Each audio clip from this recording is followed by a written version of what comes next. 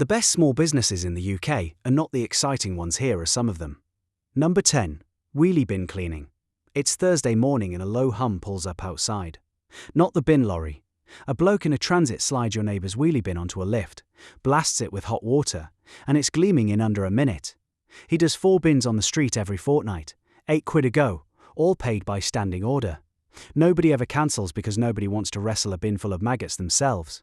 Startup is about £2,000 for a used van and a decent pressure washer. Your first move is not a website.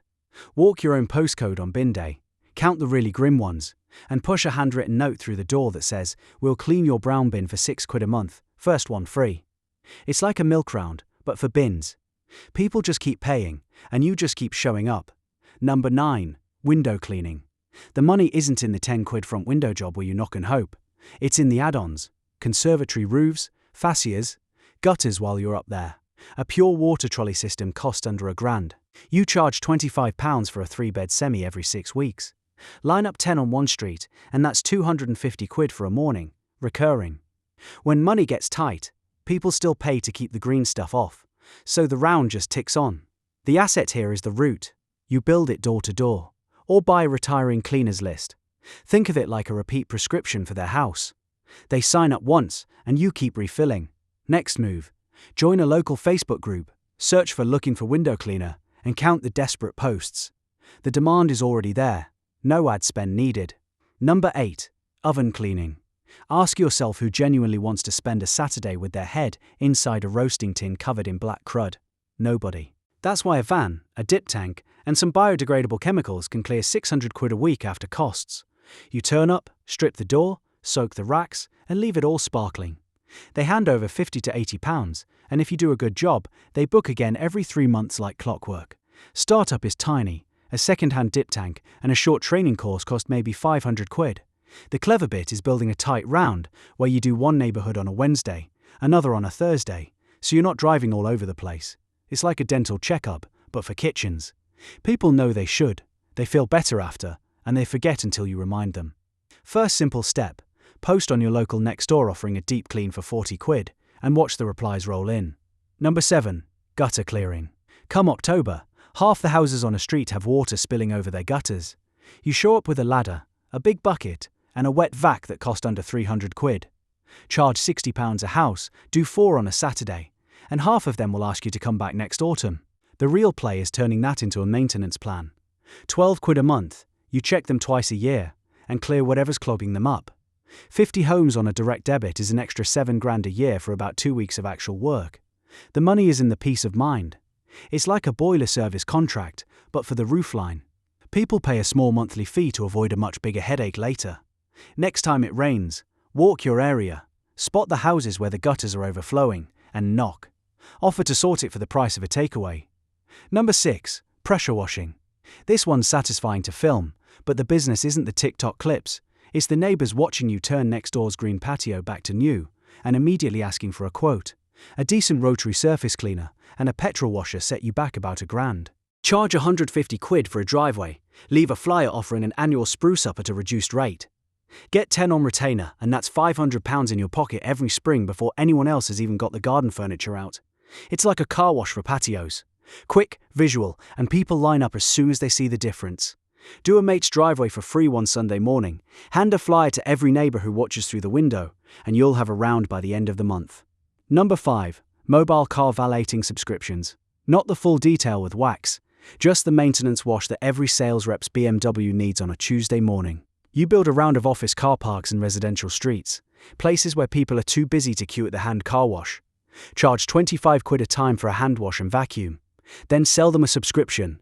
4 washes a month for £80, paid by standing order on the first. Now your income is predictable. You're working from the boot of your own estate car with a bucket, good microfibers, and a small wet vac. The barrier to entry is almost zero. It's like a milk round for busy people. You turn up at the same time on the same day, do the job while they're in a meeting, and they don't even have to be there. Try this. Print a simple flyer that says, "I wash your car at work every Tuesday." Walk a business park one lunchtime, and count how many people ask where to sign. Number 4. Domestic cleaning. This one seems obvious, but the twist is treating it like a business, not a job. Start with a mop, some stuff from Aldi, and one client who refers you to a sister. Within a month you've got a Thursday full of 3-bed semis at 15 quid an hour, cash or bank transfer. The asset is the roster of key safe codes. When you have 20 homes on a repeating schedule, you're not just trading time for money anymore. You're the person who knows which dog is scared of the Hoover and where the spare loo rolls live. That trust means they almost never cancel. It's like being the family friend who happens to clean. You know where the spare key is, and they wouldn't dream of hiring a stranger. First step, don't build a page, just post in a local mums group that you have one slot left on a Wednesday morning. You'll be turning away work by the weekend. Number 3. Commercial grass cutting contracts. This isn't about mowing your neighbor's lawn for a tenner. It's the council estates, the business parks, the landlord portfolios where someone has to keep the grass below a certain height or the place looks abandoned. You bid on contracts through local authority portals. A decent ride-on mower and a trailer cost maybe $3,000 second-hand. You cut on a schedule, invoice monthly, and they pay within 30 days like clockwork. One contract with a housing association might be worth $5,000 a year and take you 1 day every fortnight. Multiply that by 4 and you've replaced a full-time salary with fewer hours and zero office politics. It's like having a milk round for the public sector. They pay by the month, they don't haggle if you show up, and the grass keeps growing on cue. First move, ring a small local estate agent and ask who maintains the grass at their dozen rental properties. You'll be shocked how often the answer is nobody really. Number 2. Dog waste removal. I know, it sounds grim, and that's exactly why it works. Charge 12 quid a week to scoop up the deposits in someone's garden. You've got a rake, a bucket, a pair of marigolds, and a route of 40 back gardens. That's 480 quid a week for something you do while listening to a podcast. Startup costs are a pair of wellies and a small bin. You are not picking up dog mess. You are selling the ability to let the kids out without a hazmat suit, a barbecue summer that doesn't stink, the end of that daily argument about whose turn it is, and dogs keep doing it. Every day. So the round compounds and almost nobody cancels. It's like a nappy service but for back gardens. Parents pay someone else to deal with the dirty stuff, and they happily set up a direct debit. To start, print a leaflet with a cartoon of a smiling dog and the words, "We scoop so you don't have to." Drop it in every letterbox that has a "Beware of the Dog" sticker. And number 1, ironing and laundry round. This is the quietest cash engine on the whole list. You pick up bags of crumpled school shirts, work blouses and bedsheets from 5 houses on a Monday morning, take them home, press them while watching Bake Off, and drop them back the next day. Charge a flat £15 per bag. With an industrial steam iron from eBay, you can turn around a family's weekly pile in under 2 hours. When you have 20 regulars dropping off a couple of bags each week, that's £600 a week. Over a month, you're pushing $2,500 from a spare bedroom. The shocking thing isn't that people pay, it's that more people don't. Everyone hates ironing. It's a universal chore that eats time, and you're selling the end of that Sunday night dread. It's like a weekly takeaway delivery, but instead of food you're collecting laundry and dropping off crisp folded clothes. First action is simple.